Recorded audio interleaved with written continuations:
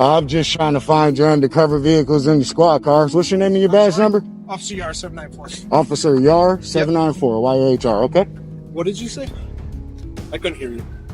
So looking for undercover cars. Okay. What's your name and your badge number? Officer Sandler 752. What's your name and your badge number? Cobra 714. Cobra, okay. I remember you from last time, no? No? What's your name and your badge number? You're gonna get your name if you're looking in cars. What's your name and your badge number? 701. What's your name? Fugman. I'm sorry? Captain Fugman. Captain Fugman, okay? You understand looking at vehicles like that is suspicious. Why is it suspicious? People entering cars? I didn't enter a car. Looking into a car, that's suspicious on a Why is that suspicious? See the signs over here? I'm not parking. No, it's not restricted. It says do not enter, no parking. I'm not parking. I'm walking. Why are you recording? This is open to the public, guys. Looking inside vehicles. Okay, so at this moment, I'm going to grab my Constitution form for you guys. I'll let you guys read it. Looking in the car. Here's a copy of the Constitution for you. Would you like to have one? Would you like to have one? I appreciate it. So Would you like to have a copy of one? Certainly. This is awesome. So do you, Now I need you guys to read the First Amendment. Yep, I know. Okay, that's all. So what he's getting That's at though it. is And that's all. what he's getting at though is in the city of Glendale we get a lot of entry to vehicles and stolen vehicles. That has nothing to do with what I'm doing, and you can't put further crimes on me at this moment. I've done nothing. I never said. This documentary opens by examining a recurring pattern in modern policing: the misuse of authority under the guise of suspicion. In a public space, a civilian exercising First Amendment rights becomes the focus of multiple officers who initiate contact without citing any specific crime. From the very first moments, the imbalance of power is clear. Rather than observing or gathering facts, officers escalate through questioning, implying wrongdoing where none exists. This encounter sets the stage for a broader discussion about how vague suspicion is often weaponized to justify unconstitutional interference with lawful behavior. I was looking into vehicles. Well, it doesn't. What happens in the past doesn't make me suspicious for doing what I'm doing. Okay, and what crime is suspicion? All right, when, And what crime is suspicion? when somebody is going up to vehicles that What crime is that? Are you gonna let me answer? No, I just want the crime. What is it? What crime am I violating by you saying I'm suspicious? What Right. crime is that?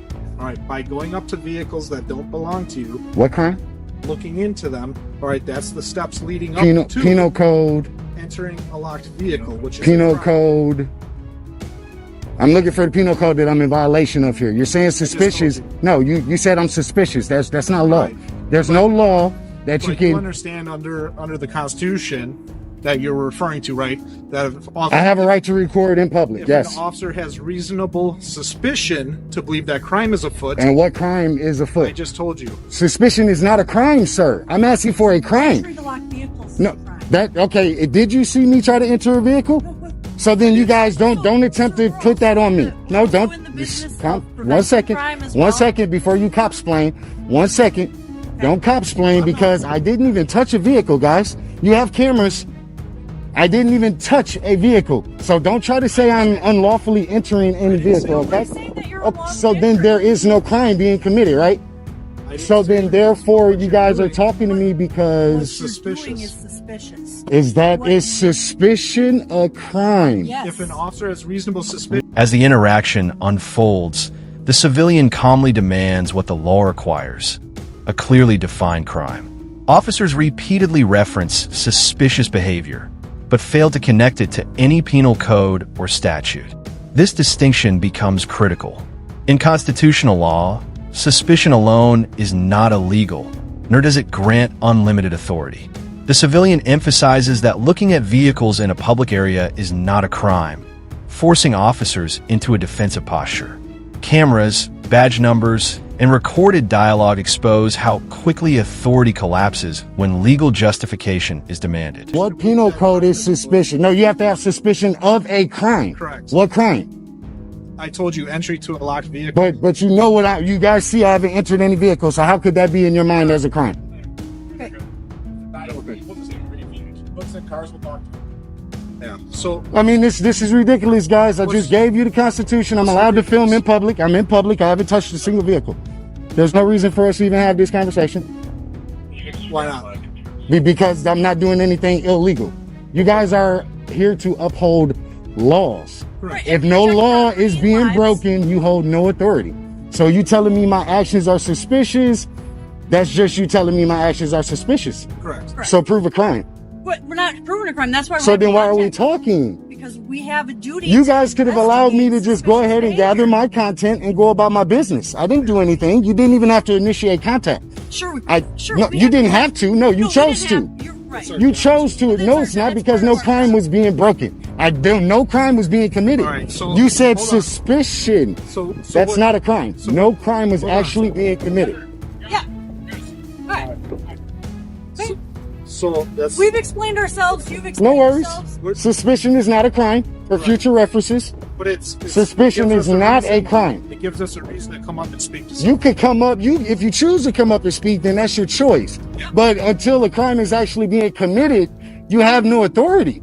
The best thing for you guys to have done was to wait and see if I did anything. The conversation turns educational. Copies of the U.S. Constitution are offered, highlighting a rare reversal of roles, where the citizen explains the law to those sworn to enforce it. Officers acknowledge the right to film in public, but continue pressing the interaction, revealing an internal contradiction. If no law is broken, authority does not exist. This moment illustrates a systemic problem. Many encounters are not driven by public safety, but by discomfort with accountability. Recording becomes not provocation, but protection, documenting every inconsistency in real time. Illegal. We're just having a Instead of just coming and saying, oh, you're suspicious of, no, because you came out and said I was suspicious of a crime. Me just doing a First Amendment protected activity Have a good day. is suspicion of a crime. Enjoy the walk of shame, guys. Have a great day. Just to be clear, I am to the right of the telephone pole. It's not a power pole. Alright, I am within the 10-foot easement. And again, I still have two misplaced officers who don't understand they can't do anything. So both of our days are a lot easier. But I know, your Listen, day's a lot easier if I just go. I don't want you to go. You have your freedom to be here right there. You can film all you want from that corner right there. No, you said I could be here.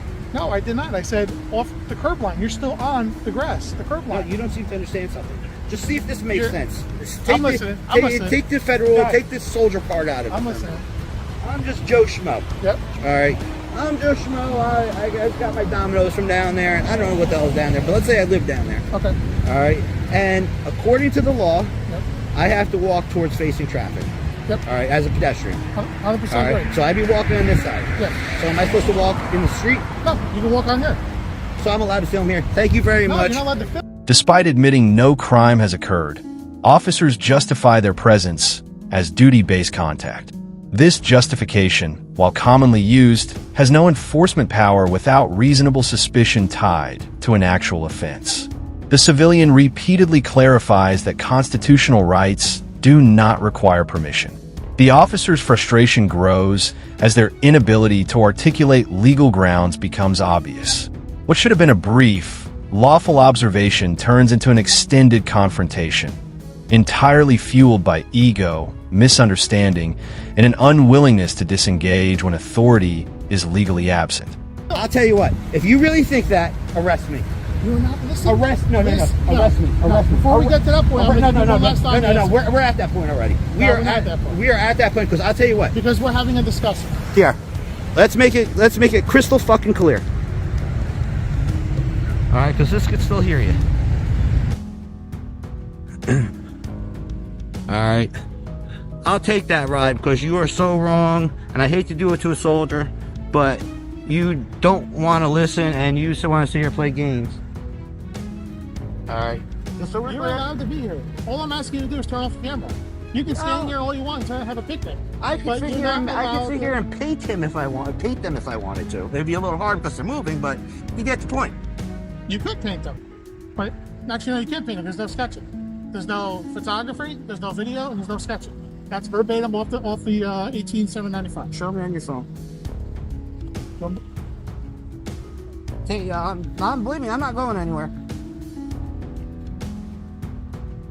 Because I know where I am. And if you think this is federal property, you know what? Okay, this is what we're gonna do here. I'm gonna show you this now. Yeah. If you're not gonna leave after I show you this in writing, and you're not allowed to do this, then you're gonna be placed under arrest. And where do I go once I'm placed under arrest? Huh? What's the process once you place me under arrest? No. Let's talk about it man to man. You want to be a man? Let's talk about it. Let's not figure it out. In the interest of national defense, the president is so doing here. Photography, sketching, defense. The situation escalates when officers attempt to redefine boundaries, curb lines, grass, and public right-of-way, searching for technical leverage. Each attempt fails under scrutiny. Analogies are introduced to simplify pedestrian law, dismantling the officer's claims point by point. When arrest is challenged directly, hesitation replaces confidence. Threats dissolve when legal clarity is demanded. This section underscores a critical reality. Unlawful orders rely on compliance, not legality. When citizens know the law and refuse to surrender rights, intimidation loses its effectiveness. It shall be unlawful to make any photograph, sketch, picture, drawing, map, or graphical representation of such military or naval installations. It is unlawful. No. I'd like to read the entire thing.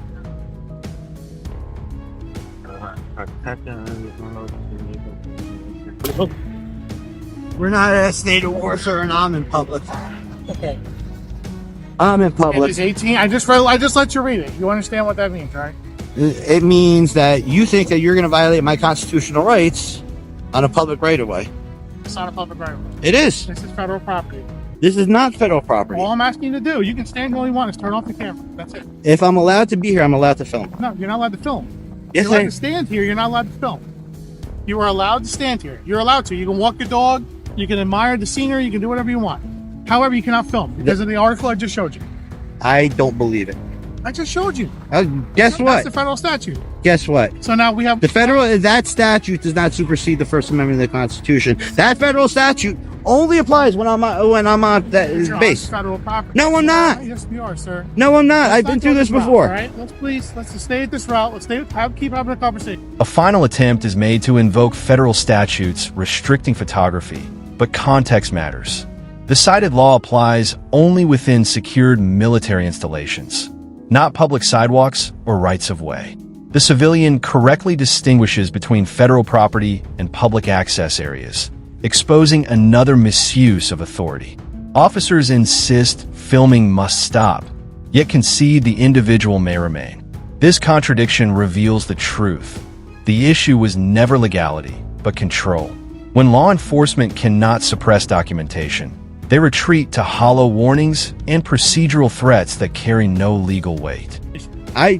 If you want to continue to film, I need you to step over there. And I'm not going to do it. Okay. Then we're gonna have to go to the other route. And what are you going to do? We're gonna have to charge you. You can't touch me on this right here. Huh? You can't touch me. Do you not understand that? You can. I'm not. Don't worry. I'm not gonna hit you with my camera. Sorry, this is not a physical thing. Okay. All right. But you can't touch me. We can charge you because you're not complying with a lawful order, sir. And we are trying to avoid that. Do you understand what I'm saying? You can't charge Yes, me. we can, sir. No. This is curb line. If you step here, you can film all you want. Okay. I can't stop you. Here. I'm on the. No. I can't be in the street. I'm on the curb. I'm literally on the motherfucking curb. So is my thing. So you know what? Have a nice day, cocksucker. You want to go wave the white flag? Go wave the white flag. Now I can't do anything because you're on the curb line. Go wave the white flag. Have a good blessed day. Yeah. Go give up to China and North Korea. Don't worry, you're going to be hearing about this. And when I'm sure that you see me on the other side of the gate, filming.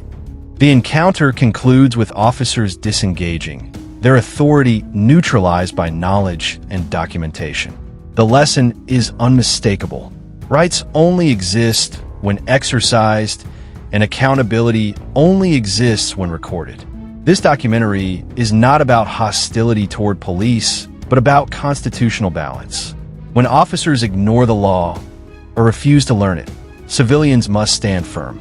Awareness transforms vulnerability into strength. In an era where power often resists transparency, the camera becomes the equalizer. Know your rights, assert them calmly, and always record the police.